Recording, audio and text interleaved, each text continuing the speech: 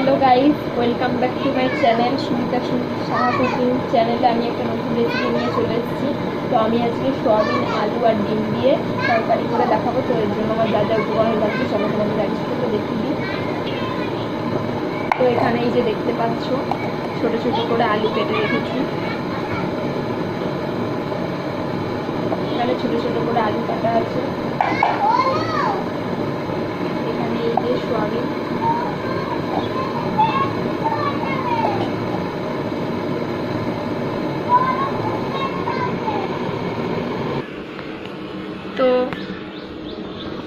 তো গাইস এই দেখো এখানে 50 সোয়াবিন আমি তোমার 1 ঘন্টা আগে একটু উষ্ণ উষ্ণ গরম জল দিয়ে ভিজিয়ে রেখেছি। আর এখানে 250 মতন আলু আমি ছোট ছোট পিস করে কেটে ধুয়ে রেখেছি। আর এই যে এখানে পেঁয়াজ, আদা, রসুন, লঙ্কা পরিমাণ মতন দিয়ে দিয়েছি, এটা পেস্ট করব। আর এখানে একটু পেঁয়াজ কুচি কেটে রেখেছি। তো এবার চলো রান্নাটা স্টার্ট করা যাক। আর ভিডিওটা ভালো লাগলে অবশ্যই লাইক কমেন্ট শেয়ার করে চ্যানেলটাকে সাবস্ক্রাইব করে দেবে। তো এই যে এখানে দেখছো আমি কড়াই বসিয়ে দিয়েছি, কড়াই অলরেডি গরম হয়েও গেছে। তো আমি এখানে তেল দিয়ে দেবো। ফার্স্টে আমি ডিমটা ভেজে নেব। তো একদম সামান্য তেল দিয়েছি ডিম ভাজার জন্য। তো ডিমগুলো আমি ভেজে নিয়ে তোমাদেরকে দেখাচ্ছি। তো এই দেখো আমার ডিম ভাজা কমপ্লিট। তো এবার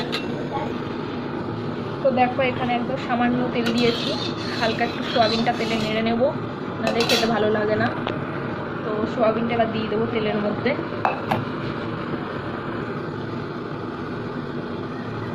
তো এবার সোয়াবিনটা দিয়ে দিচ্ছি তেলে।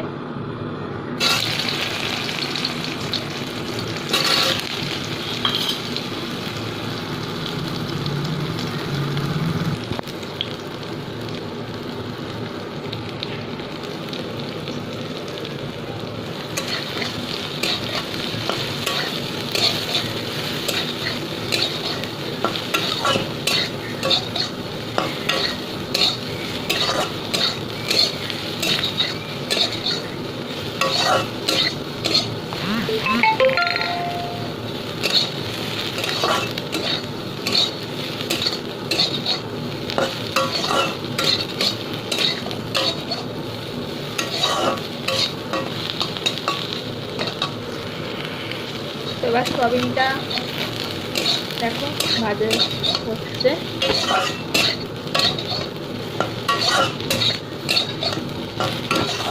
সোয়াবিনটা একটু ভাজা হোক। তো এর মধ্যে আমি একটু গোটা জিরে দিয়ে দেবো।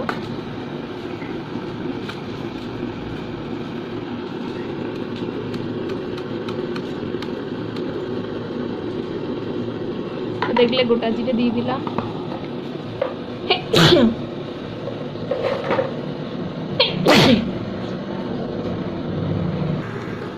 তো চলো দেখি সোয়াবিনটা কতদূর ভাজা হলো।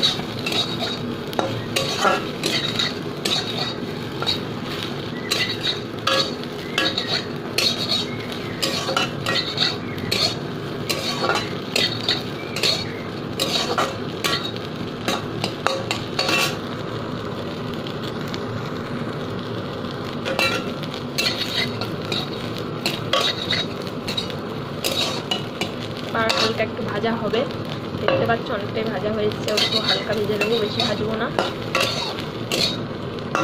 তো সোয়াবিনটা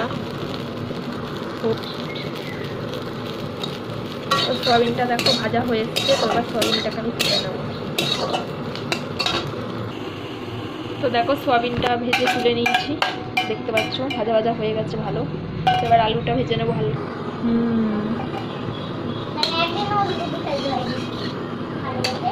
হ্যাঁ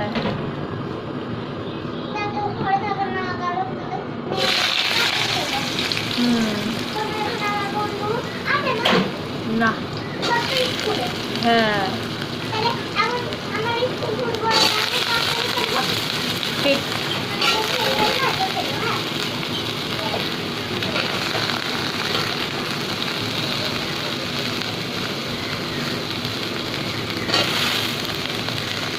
ভাত ঠান্ডা করে আমি ডাকবো।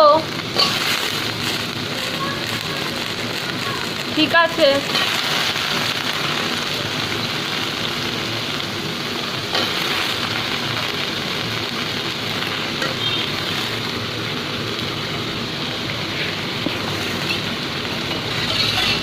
তো দেখলে আমি আলুগুলো দিয়ে দিলাম। আলুগুলো এবার একটু হালকা ভেজে নেবো। হালকা একটু হলুদ দিয়ে দিই, তাহলে কালারটা ভালো হবে।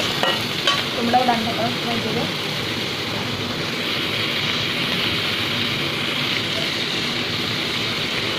বেশি দিলে না অন্য হয়ে যাবে তাহলে হলুদে।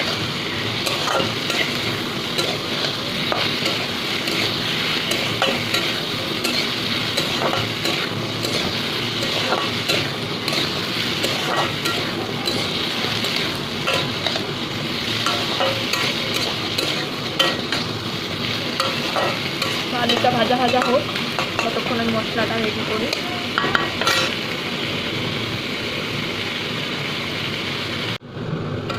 তো চলো দেখে নিই আলুগুলো কতদূর ভাজা হলো। তো আর দেখো মোটামুটি আমার আলু ভাজা ভালোই হয়ে গেছে।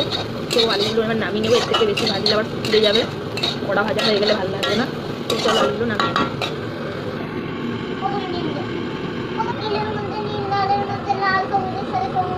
ঠিক আছে, আমি বকবো না।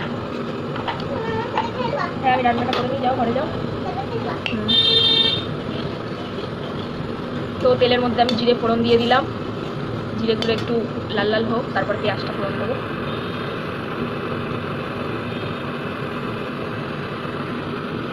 তো দেখো জিরেগুলো ভালোভাবে ইয়ে হয়ে গেছে, তো আমি পেঁয়াজটা দিচ্ছি।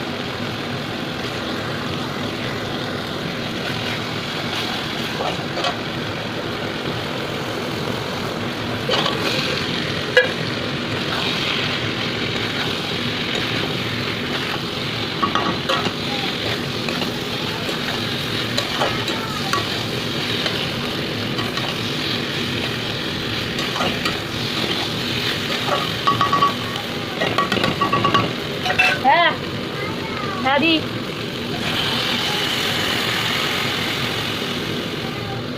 এই তো আসছি।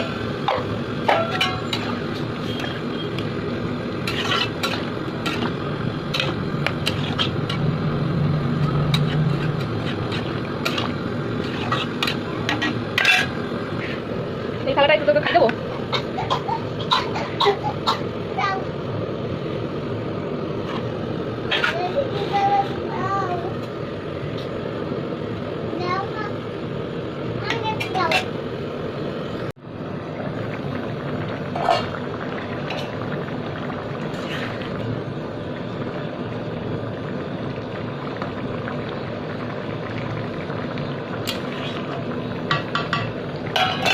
তো দেখো আমার মোটামুটি আলুটা সিদ্ধ হয়ে গেছে। তো সোয়াবিন আলুর রেসিপিটা কমপ্লিট। তো সবাইকে টাটা।